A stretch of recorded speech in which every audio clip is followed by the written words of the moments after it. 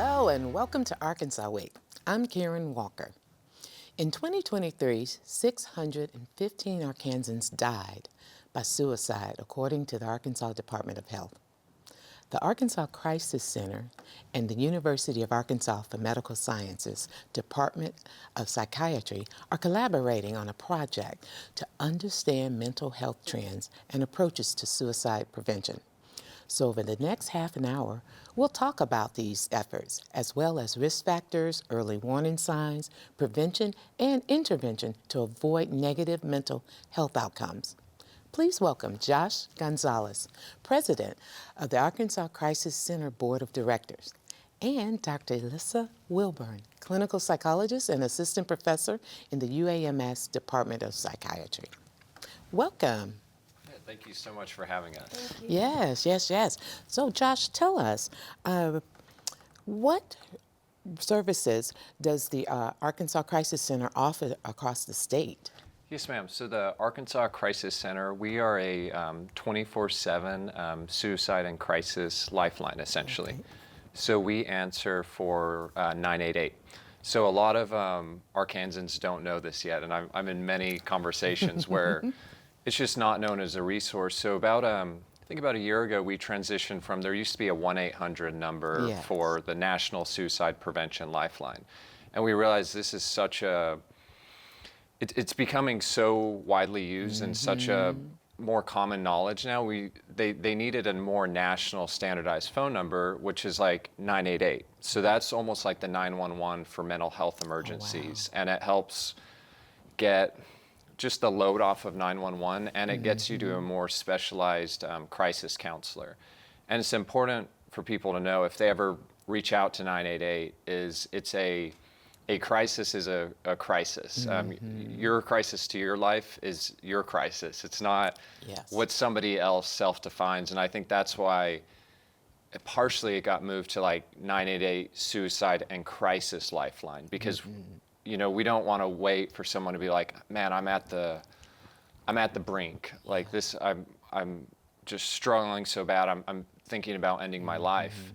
And it would be better for somebody to know there's that resource for you in crisis, not necessarily just suicide.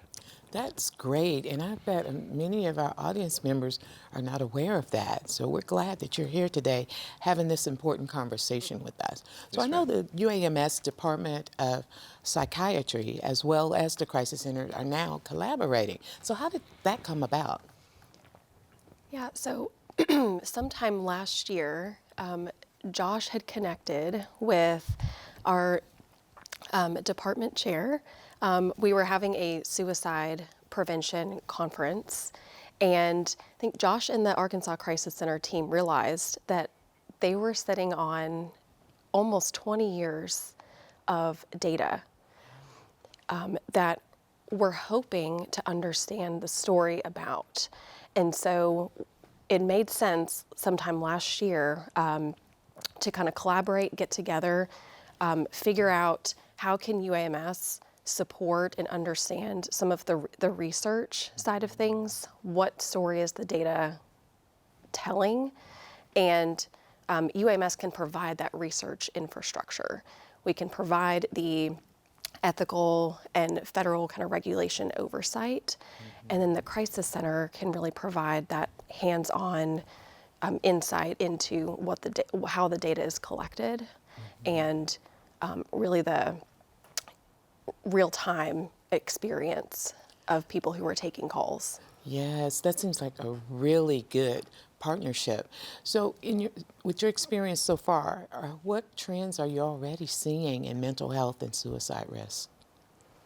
Well, I can talk about, this is a really large data set, so we actually have like a data scientist kind of working on this right now. But so last year we answered about 20,000 interactions with people, and a big trend we're seeing right now. So in February this year, our board and us, we made a decision to start answering texts.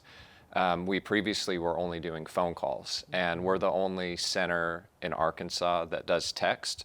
So pretty much anywhere in Arkansas, somebody texts in, it comes to us.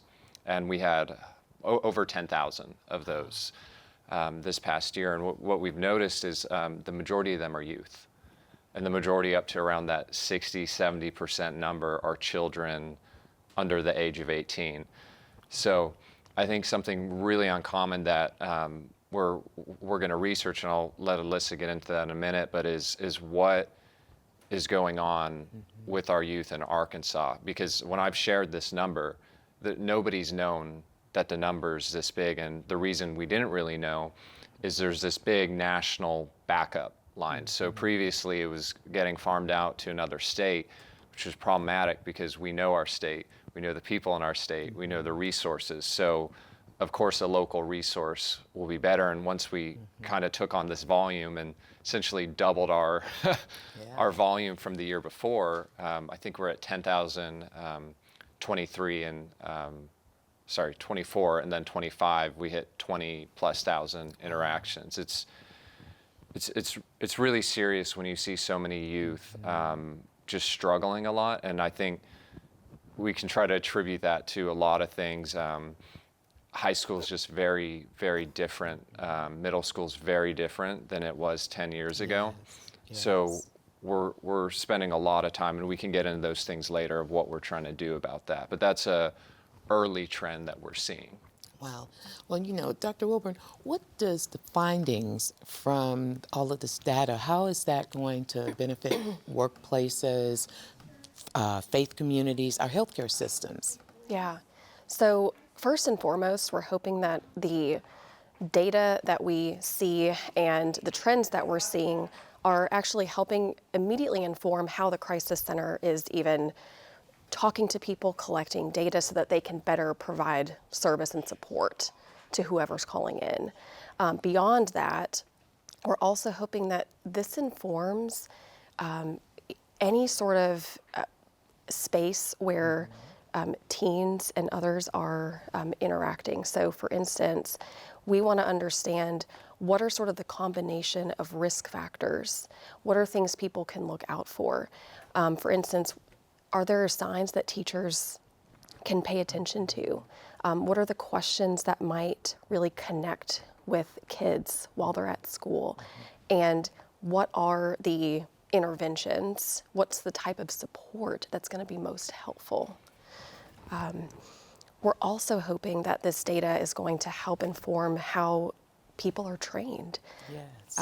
And how people talk about suicide, how people talk about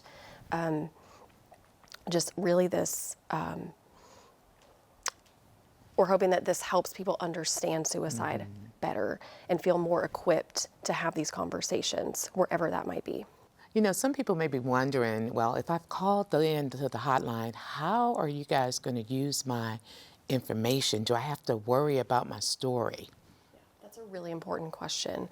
What we want people to know is that when we do research, we are looking at trends. We're looking at overall patterns.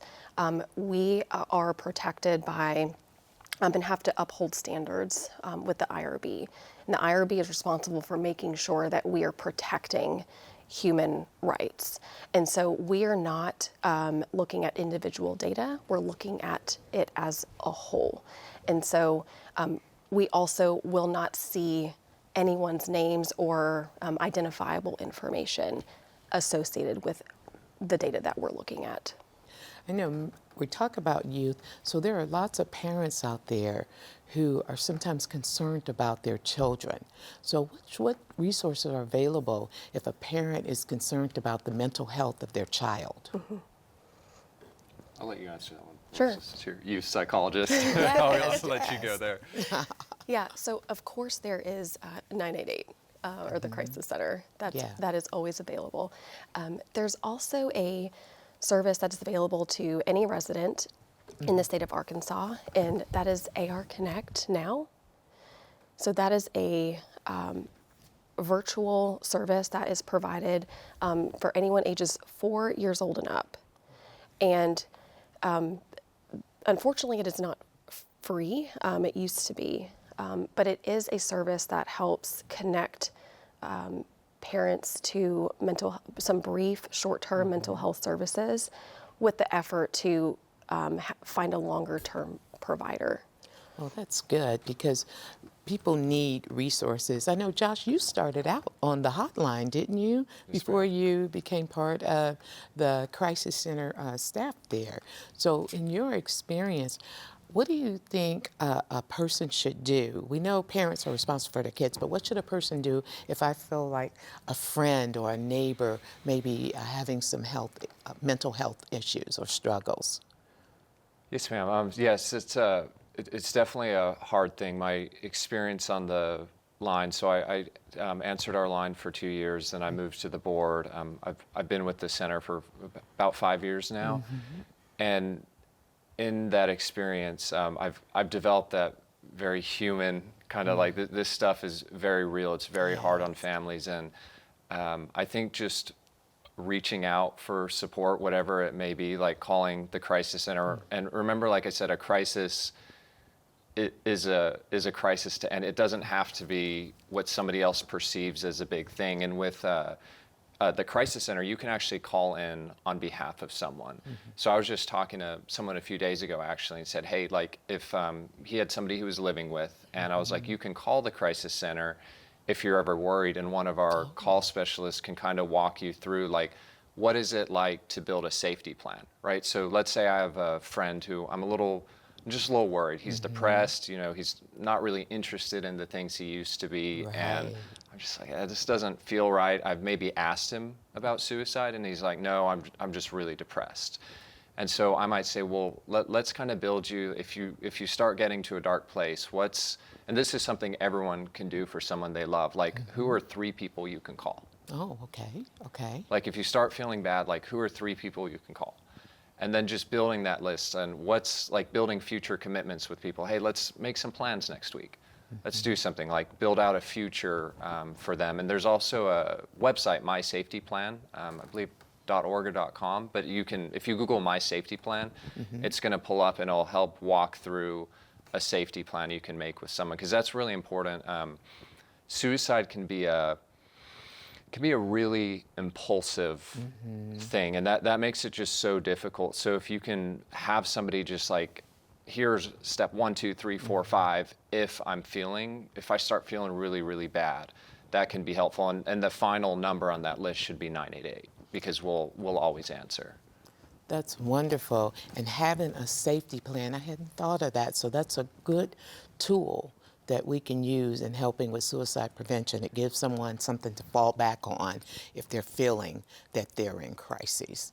So Yes, ma'am. if there's one thing you could say to someone right now who's struggling, what would you say, Dr. Wilburn?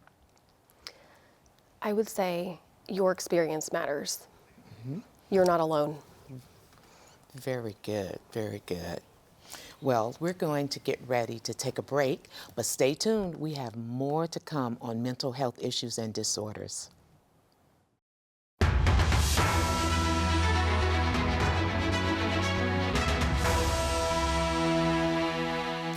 Welcome back, and I'm Karen Walker, along with my guest, Arkansas Crisis Center Board President Josh Gonzales, and clinical psychologist and assistant professor Dr. Elissa Wilburn in the UAMS Department of Psychiatry at UAMS. We've been talking about the partnership between both organizations to better understand mental health trends and strengthen suicide prevention efforts. Josh and Dr. Wilburn, let's start with risk factors and early warning signs. So how do depression and anxiety present when someone reaches out in crisis? Elissa, I'll let you start with that. She's the psychologist Sure. She's the expert expert here, and here. I'll give my crisis counselor kind of perspective after. Exactly. That Yeah. sounds good. I think a lot of what we see when someone is experiencing depression is statements like, things are not going to get better. This really heavy sense of hopelessness, or I can't see getting through whatever it is that they might be going through.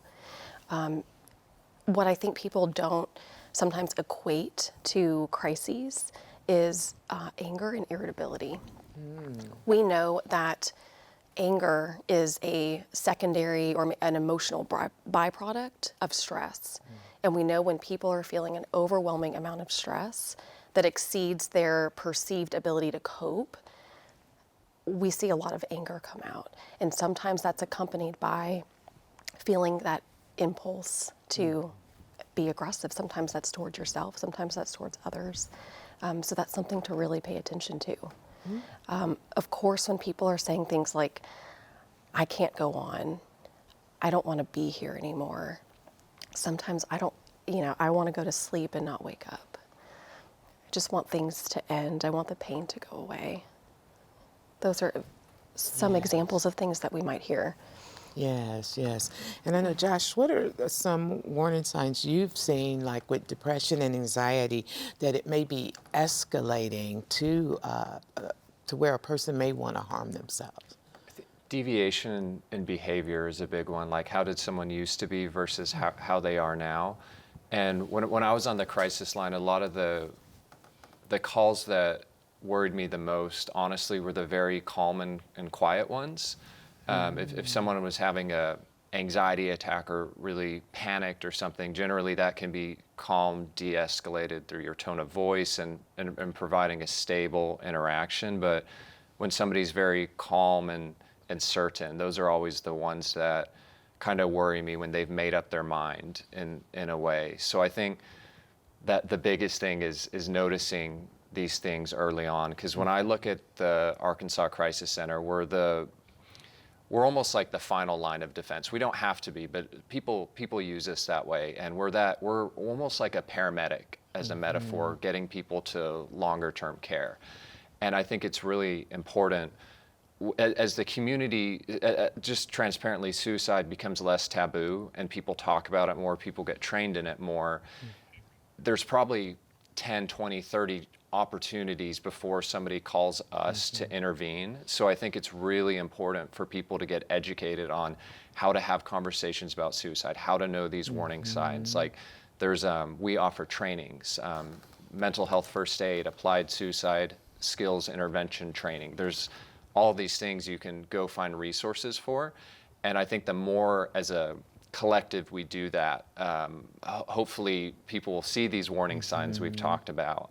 And they can be very personal to someone, so Yes, you kind of, there's things you can see from the outside, but as you get to know someone, you'll pick up on these more. And if you're trained to, you'll be able to intervene. That's good. Training is so important. I know we talk about anxiety and depression, but Dr. Wilburn, how does PTSD or trauma show up when people are in crisis? Yeah.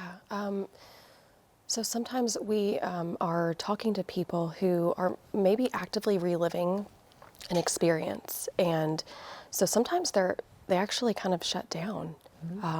They are dissociating, if you will, because their brain is elsewhere. And so they're having a hard time concentrating, potentially, in conversation. They might seem a little distracted or out of touch. Sometimes we can see, lots of kind of mood disturbance. And so crying easily, thinking negatively, maybe about themselves, saying things like, this world I can't trust the world around me. This world is unsafe. Yes. I know earlier you mentioned stress. People are stressed. Finances, work, caregiving, just life pressure itself. So what role does stress play in mental health?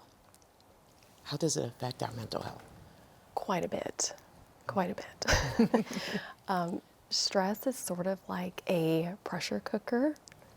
So something I learned in graduate school that has stuck with me in my practice. Some people have found it helpful to think about it this way. If every one of us has like a cup of water that symbolizes our capacity to deal with stress. And for some people, that water level is so consistently high, it doesn't take much.